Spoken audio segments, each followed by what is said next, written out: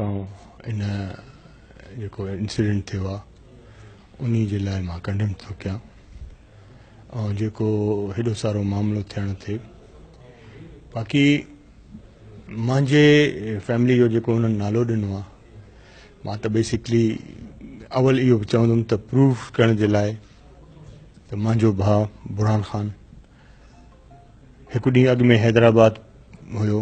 उन खां बाद उहो प्रूफ सॼी दुनिया खे ख़बर आहे, मतिलबु अॼु के साइंसी दौर में कोई लिकियलु प्रूफ नथो बीहे ऐं उन जा फोटोग्राफ्स बि हर हंधि पहुतल आहिनि।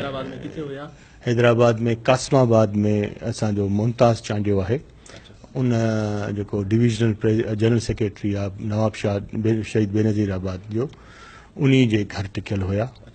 जो ॿिए ॾींहं ते प्रोग्राम हुयो असांजे बिलावल साहब जो, मोहम्मद नवाज़ चांडिया साहब जेको एक्स MPA ॻोठ सोबो ख़ान चांडी में, उन ते वञणा हुआ। हिकु ॾींहुं अॻु में उहो उते पहुता आहिनि।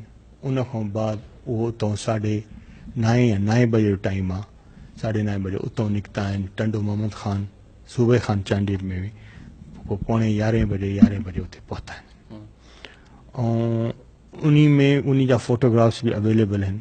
बिल्कुलु त इहे सियासी मामिलो आहे, सियासी जेके जंहिं माण्हुनि खे ज़ाती तौर को कद बुत न हूंदो आहे।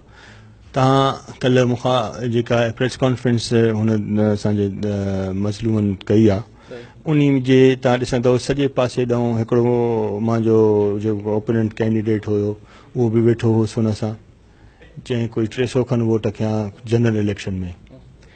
सॼे पासे ते वरी असांजो एक्स मिनिस्टर इमदाद चोलानी साहब जो फर्ज़न अली रज़ा चोलानी साहब वेठो हुयो, जेको हाई कोर्ट जो एक्स काउंटर आहे। इहे असांजा मुखालिफ़ आहिनि। इन्हनि पाण लोकल बॉडीज़ इलेक्शन थी, उन में हिकिड़ो इतिहाद ठाहियूं, उन इतिहाद में बि उहे माण्हू जेके आहिनि सो कुझु न करे सघिया। तव्हां नवाब सरदार चांडिया जूं ॻाल्हियूं ॿुधियूं। हुननि जो चवणु हो त वाक़े जी अणधुरी जांच कराई वञे ऐं IG सिंध ऐं सिंध सरकार खां हुनजो मुतालबो हो त वाक़े जी अणधुरी जांच कराई वञे। हिन जो चवणु आहे त सियासी इंतकाम जो निशानो बणायो पियो वञे हिननि खे, बाक़ी हिननि जो या हिन जे ख़ानदान जो इन वाक़े सां को बि वास्तो कोन्हे।